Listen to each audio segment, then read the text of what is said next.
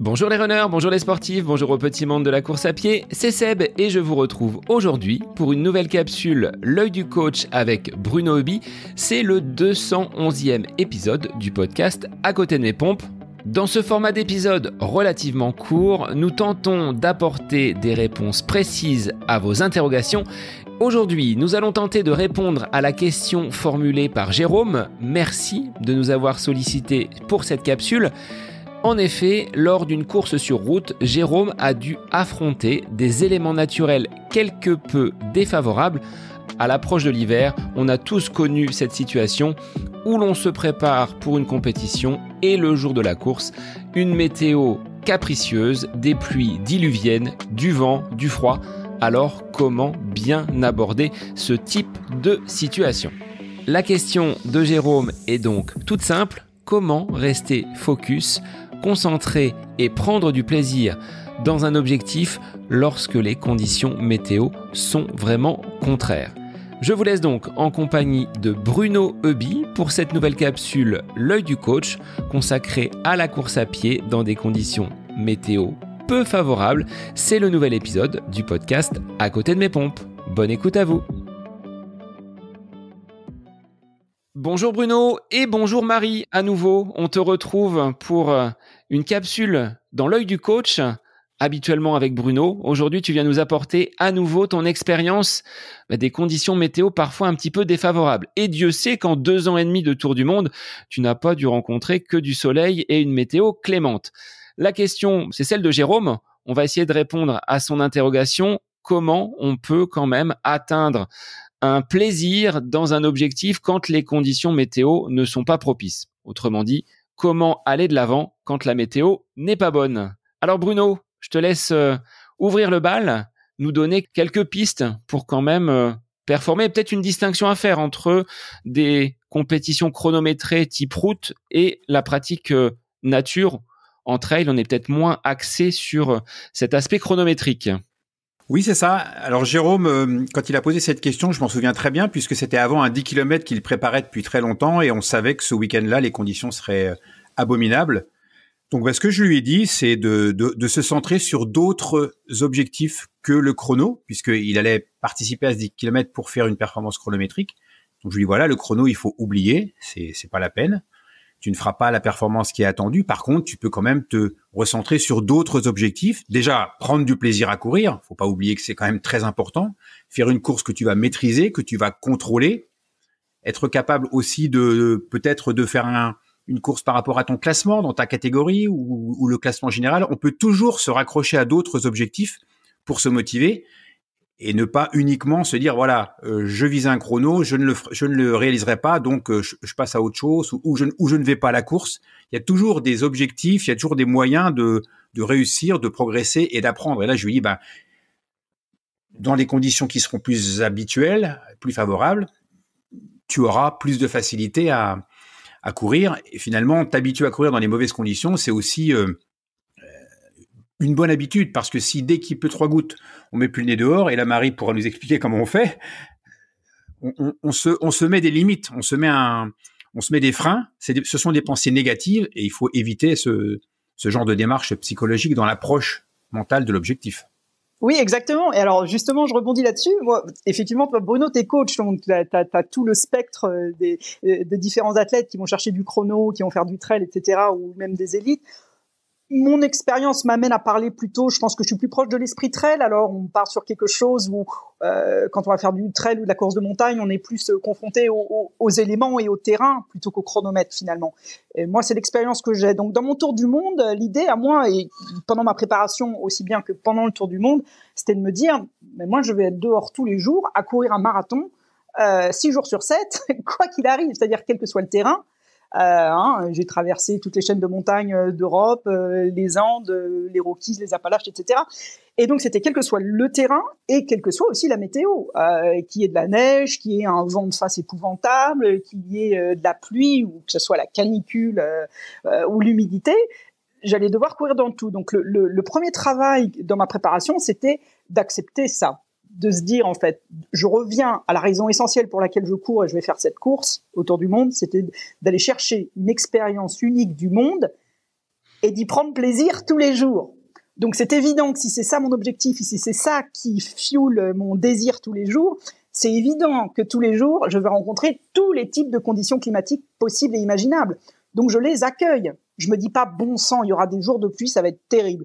Oh là là, les canicules, ça va être un cauchemar. Non, je l'accueille, la canicule. Elle sera là et c'est ça sera mon challenge du jour de trouver les techniques. Alors, j'en raconte quelques-unes dans mon bouquin, notamment l'épisode du bloc de glace que je transportais dans ma poussette pour mettre sur la tête quand j'étais en surchauffe pour descendre la température corporelle. Enfin, on peut revenir dessus. Il y a plein de techniques qu'on peut mettre en place pour soi-même pour faire face à ces éléments. Mais ce que je veux dire, quand il pleut, on sera mouillé. Voilà, quand il y a canicule, on aura chaud. Voilà. Et à la limite, j'ai envie de dire, c'est un challenge intellectuel de comment on va faire pour malgré tout courir. Moi, je trouvais ça plutôt excitant qu'autre chose. Et puis, quelles que soient les conditions du jour pour ce marathon quotidien, je me disais, dans 42 kilomètres, de toute façon, quoi qu'il advienne, j'ai fini, j'aurai une bonne douche, je serai dans des vêtements secs, et voilà. Et puis, on sera prêt pour la journée du lendemain. C'est pas dramatique en soi. Il faut complètement dédramatiser et il faut les accueillir, ces conditions. Et donc, tout ça, ça vient, pour moi, ça se faisait pendant la préparation, notamment par le processus de visualisation, d'imaginer ça. Et puis, d'aller courir aussi dans la préparation tous les jours. On va courir, même s'il pleut, on va faire sa séance d'entraînement. On la fait pas, comme a dit Bruno, de la même manière que s'il pleut pas. On y va quand même. On apprend à prendre du plaisir aussi quand il pleut. Bruno, ça fait partie du panel de situations que tu peux envisager. Marie parlait de visualisation. On opère plusieurs stratégies. Si la météo est clémente, si elle est moins bonne, on va forcément adapter l'objectif et se dire que ces paramètres extérieurs, on n'en est pas responsable. Donc, c'est pas la peine d'apporter une charge mentale supplémentaire. Voilà, c'est exactement ça. Ça fait vraiment partie de ces quelques paramètres qu'on ne maîtrise pas et sur lesquels on n'a pas prise. Donc, les conditions météo, on ne peut rien y faire. Donc, il faut effectivement les accueillir, les accepter et faire avec. Alors après, c'est un peu différent si on prépare un 10 km ou si on prépare un ultra-trail. Si on prépare un 10 km, forcément, on y vient avant tout et souvent pour faire un chrono, pour battre son chrono, pour s'améliorer. Là, ce sera plus difficile, donc faut oublier et se concentrer sur d'autres objectifs. Si on fait, comme Marie le disait, plutôt un trail ou sur des parcours où la place a plus d'importance que le temps, quand on va sur un UTMB, sur un grand raid, on va avant tout pour aussi une aventure intérieure, on va pour franchir la ligne d'arrivée. On se dit qu'on franchira la ligne d'arrivée en quelques heures ou en quelques minutes de moins, mais ça, c'est pas très grave. Par contre, il y a une vraie préparation, et ça, Marie pourra en parler bien mieux que moi, il y a une vraie préparation pour se confronter sur un UTMB, sur un trail de 100 miles ou plus. Quand on sait que les conditions météo seront défavorables, là, il y a une vraie préparation qui n'est pas psychologique, mais qui est matérielle. Il va falloir trouver les conditions matérielles, trouver le matériel qui va permettre de se prémunir le mieux possible de ces conditions qui vont être difficiles. Prévoir aussi une logistique au niveau alimentaire. On ne s'alimente pas de la même manière quand il fait 35 degrés que quand on a des conditions de froid, de pluie. Donc toute cette anticipation en fonction des conditions météo, elle est très importante pour éviter le plus possible d'être pris au dépourvu et d'être démuni. Plus on va anticiper, plus on va préparer, plus on va visualiser, comme le dit Marie, plus on va se préparer à toutes les situations, et moins on sera pris de court, et moins on sera démuni, parce que quoi qu'il arrive, et Marie, une fois de plus, en parlera bien mieux que moi, quoi qu'il arrive, il y a des choses qu'on ne peut pas prévoir. Donc plus on anticipe et plus on prévoit, et plus on peut être à même de trouver des ressources pour ce qu'on n'a pas prévu et ce qui nous tombe dessus sans qu'on le sache. Oui, c'est amusant d'ailleurs parce que c'est justement quand je traversais, j'étais pas très loin de chez toi, Sébastien, j'étais en train de traverser la France justement du sud au nord et on était, je crois, c'était pas loin du 31 décembre 2020, mon premier vrai hiver sur le tour du monde. Et j'arrive dans ta région, il faisait un froid de canard, il gelait tous les matins. Et ben c'est là où j'ai acheté mon premier thermos pour garder mon thé au chaud, pour avoir de quoi boire chaud pendant la course. J'avais pas encore eu à planifier ça, mais avant ça j'avais aussi couru dans ma première canicule à l'été 2020 en pleine traversée de la Grèce et des Balkans. Donc imagine les températures. Et c'était là où il y a eu la stratégie du bloc de glace où en fait je m'apercevais que j'étais passé de peut-être 1 litre et demi d'eau sur la course à 6 litres d'eau sur ma course. 6 litres d'eau, comme dit Bruno, ça se prépare, hein, parce que c'est quand même 6 kilos additionnels de poids à transporter. Moi qui suis solo et en autosuffisance, pareil, quand vous allez faire du trail, il faut prévoir ça, parce que un manque d'eau, c'est l'arrêt de votre course. Moi, je savais que je pouvais pas me permettre d'être à court d'eau. À court de nourriture, oui, on peut toujours se permettre, hein, le corps tapera dans les réserves, il saura trouver où exactement. Mais l'eau, non, c'est vital. Donc effectivement, en été, bah oui, je transportais 5-6 kilos en plus ce fameux bloc de glace, hein, qui fondait naturellement au fur et à mesure de la course, mais qui me permettait, quand la température extérieure était supérieure à 37 degrés, hein, température du corps, et quand c'est au-dessus, bah, on n'a pas l'air conditionné à bord, hein, comme je le dis, et donc bah, il faut trouver des moyens externes de faire baisser notre température corporelle, sinon on arrive à la surchauffe. Donc ce bloc de glace que je m'appliquais sur la tête quand c'était en surchauffe, et puis j'attendais que mes sensations redeviennent un peu plus normales et je reprenais la course. Voilà, c'est des méthodes qu'on développe. En hiver, effectivement, il s'agit de bien se couvrir. Quand il pleut, bah, vous pouvez pas faire grand-chose, vous allez être mouillé, mais bon, bah, faut l'accepter, c'est pas grave d'être mouillé. Quand on court, on produit une certaine température corporelle. L'idée, c'est de diminuer les pauses, parce que c'est lors des pauses qu'on se refroidit finalement. Mais si on garde le mouvement, on garde un minimum de chaleur corporelle. Enfin, du moins, moi, j'ai pas eu à souffrir du grand froid. Mais voilà, il suffit de penser, de visualiser et de prévoir. C'est très important. Alors, je comprends pas, Marie, tu n'as pas apprécié ces grandes lignes droites en Beauce, sans arbres, sans village. C'était compliqué. Pourtant, l'hospitalité du côté de Châteaudun a été bonne un 31 décembre. C'est quand même à noter. Mais non, c'était formidable, c'était génial. Non, moi, les lignes droites me dérangeaient pas. Hein. Tu sais, dans le désert australien, c'est quasiment 1200 km de ligne droite. Donc, non, ça m'a pas dérangé. Mais effectivement, oui, Châteaudun, donc c'était le 31 décembre. Et donc, ce jour-là, je faisais Orléans-Châteaudun, 48 km de course. Et à mi-chemin, je crois, mon hôte du jour m'envoie un message. En fait, c'était même pas personnalisé sur mon application de booking, et qui me dit votre logement pour ce soir est annulé.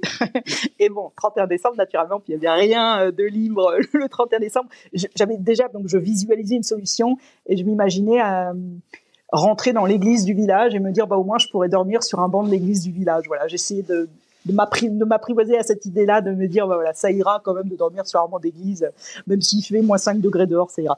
Et puis finalement, Châteaudun m'a fait un accueil formidable, voilà, en me laissant les clés du gîte municipal et en me préparant un accueil à la mairie. Donc voilà, bon, c'était quand même, j'ai eu des très très belles surprises sur la France. Mais tu vois, j'avais quand même visualisé la solution du pire, en essayant de m'acclimater, de me dire que ça ira d'être sur un banc d'église un 31 décembre, voilà, par moins 5 degrés. Bruno, on avait parlé dans une précédente capsule de l'abandon.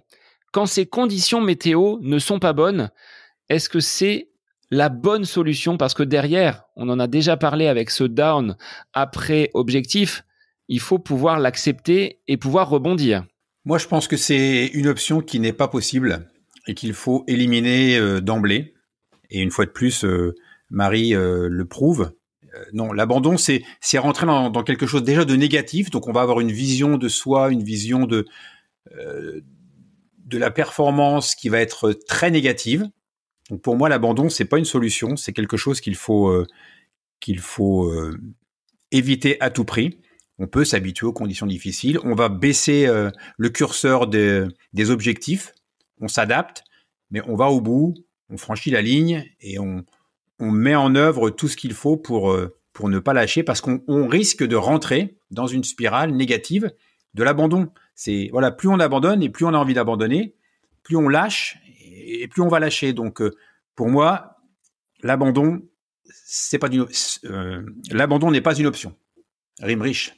Non, mais c'est tout à fait juste ce que tu dis, et en plus je rajoute juste un truc, et ça, en fait, tu viens de le dire plus ou moins, mais c'est à partir du moment où tu as abandonné une fois, en fait, ça devient quelque chose de possible, vu que tu l'as déjà fait. Donc, du coup, ça fait partie des solutions que tu as dans ton sac à outils. Ah, bah tiens, bah oui, je pourrais abandonner, j'ai déjà fait, voilà, c'est un moyen de mettre terme à ce moment pas très plaisant que je suis en train de traverser. Donc, à partir du moment où on l'a fait une fois, voilà, c'est le début d'un système psychologique où l'abandon fait partie des solutions possibles. Donc effectivement, le mieux c'est de ne pas commencer. Moi, par exemple, sur le tour du monde, c'était pas envisageable. Ça voulait dire quoi, un abandon? Je m'arrête sur le bord de la route parce que j'en ai marre, j'ai mal aux pieds et il fait pas beau. Et puis je dors comment? Et puis je me nourris comment? Donc en fait, il fallait que j'aille au bout tous les jours finalement, de quelque manière que ça soit. Et puis et il faut toujours savoir quelque chose, c'est quoi? ça remonte toujours. Les champions, je sais plus, je crois que c'était un interview de Mathieu Blanchard ou Kylian Jornet qui l'expliquait très bien. Hein. Ça monte et ça descend 1000 fois pendant votre course. Vous vous retrouvez au fond du gouffre et puis puis les choses se remettent en route et puis et voilà. Et encore une fois, c'est quelque chose qu'il faut accepter et accueillir. Ça monte et ça descend. L'abandon, c'est en fait, c'est de s'être arrêté dans un moment de creux et de pas avoir eu la patience d'attendre que ça remonte. Ça remonte toujours. Au vu de ces mauvaises conditions que l'on peut trouver, que ce soit sur un 10 km, sur un marathon, sur un trail, quels enseignements positifs on peut en tirer? On dit parfois qu'il y a toujours du positif à tirer du négatif. Est-ce que vous validez ce proverbe, Bruno? Oui, tout à fait. Tout à fait. On peut être fier de soi, d'avoir réussi à se confronter à des conditions difficiles. On peut être fier de soi, d'être allé jusqu'au bout, d'avoir pris le départ et d'avoir franchi la ligne quand d'autres ne sont pas venus, quand d'autres ont abandonné. Donc, il y a aussi la possibilité d'en tirer une grande satisfaction quand on a réussi à surmonter les éléments climatiques et qu'on est allé jusqu'au bout et d'en avoir une grande fierté. Donc là, du coup, contrairement à l'abandon, on va rentrer dans un processus qui est extrêmement positif, qui va améliorer l'image de soi et l'estime de soi. Et là, du coup, on est dans un process qui est complètement gagnant et complètement positif. C'est ça. C'est complètement valorisant, Bruno, tu as tout à fait raison. Et d'ailleurs, il suffit parfois de se mêler un peu aux sportifs dans les après-courses ou les gens qui préparent des trails ou quoi. Quand les gens racontent leurs faits d'armes, finalement, ils vont jamais vous raconter la course où tout s'est bien passé, où voilà, il faisait 20 degrés, c'était plat, parce que c'est pas intéressant à raconter. Les gens qui ont des histoires épiques et fantastiques à raconter, c'est toujours un grand raid de la Réunion sous la pluie ou un truc pas possible de bout de... Ça fait partie de l'aventure, ça fait partie du... Et puis surtout, exactement, ce qui est valorisant, c'est on se dit, j'ai surmonté ça finalement, donc ça rebooste l'estime de soi, ça nous rend confiance dans nos capacités à surmonter l'imprévisible, voilà, tout d'un coup la tempête, la tornade, tout ce que vous voulez, et on a traversé tout ça. Ça booste énormément, je trouve. Ça fait partie de l'expérience de course qui vous rend plus fort pour l'après. Bruno, dans ta carrière de sportif, est-ce que tu as connu cette condition météo très mauvaise alors que tu t'étais préparé pendant de longues semaines? Oui, forcément. J'ai le privilège d'avoir une très très longue carrière puisque j'ai passé les 50 ans de course à pied en compétition. Donc forcément, dans certaines épreuves, oui, les conditions étaient très difficiles. Et la capacité de les surmonter, de les appréhender du mieux possible et de passer outre, ça a été quelque chose dont j'ai toujours été très fier. Je vais pas dire plus fier que quand tout allait bien et que quand tout était parfaitement huilé, mais quand on a effectivement une course difficile et qu'on réussit à s'en sortir, il y a un énorme sentiment de fierté parce qu'on sait qu'on est allé au-delà de ce qu'on était peut-être en capacité de faire ou qu'on ne pensait même pas être capable de faire. Donc on vient développer de nouvelles capacités, on renforce son mental.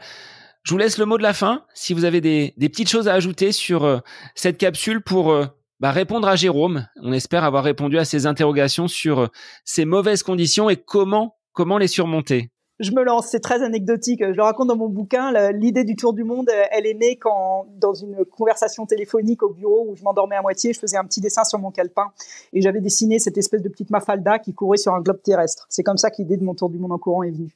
Et pour moi, c'était marrant parce que c'était Mafalda. Mafalda, c'est un personnage de bande dessinée qui était un personnage de mon enfance, parmi les Mimi Cracra et autres. Et qu'est-ce que c'est toutes ces petites bonnes femmes, tous ces petits personnages de mon enfance? C'est des gens qui adorent sauter à pieds joints dans les flaques d'eau, qui sont dehors quel que soit le temps, et c'est ça en fait qui leur donne leur joie, c'est d'être dehors au contact du monde. Et en fait, on va aussi, quand on se confronte, quand on court sous la pluie, moi j'ai toujours mon âme d'enfant qui se réveille, je me sens comme une gamine de 5 ans, j'ai ce plaisir-là. En fait, faut réussir à retrouver le plaisir qu'on a à être ailleurs que au chaud au chaud assis confortablement dans un canapé. On sort de sa zone de confort quand on se confronte aux éléments et au monde et ça nous reconnecte, moi je crois à ça énormément, à notre âme d'enfant, et quand on retrouve ça, peu importe la pluie finalement. Ouais, c'est vrai. Et je dirais que relativisons. Voilà, ce n'est que du sport. Si les conditions météo ne sont pas très bonnes, c'est pas très grave. Si on prend conscience de la chance qu'on a du privilège qu'on a d'être en bonne santé, de pouvoir courir, de pouvoir se fixer des objectifs, d'avoir le luxe de mener tout ça à bien, c'est déjà une grande richesse. Donc, relativisons l'objectif, relativisons les conditions météo et centrons-nous sur l'essentiel, le plus important, c'est ce plaisir qu'on a de se sentir vivant, de pratiquer, d'être heureux de le faire.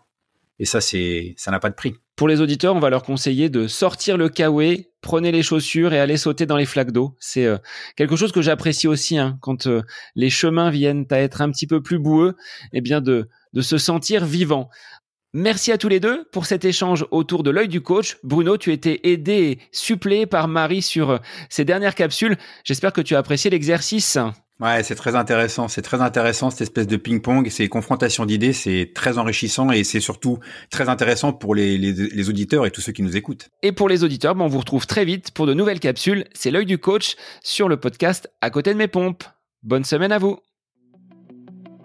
Cette capsule L'œil du coach avec Bruno Heuby est désormais terminée. Merci à vous pour votre écoute, mais aussi pour vos retours sur ce format d'épisode un petit peu plus court. N'hésitez pas à nous transmettre vos questions, vos interrogations via les différents réseaux, Facebook et Instagram. N'hésitez pas à nous soumettre vos idées d'épisodes pour de prochaines capsules. Belle semaine à vous!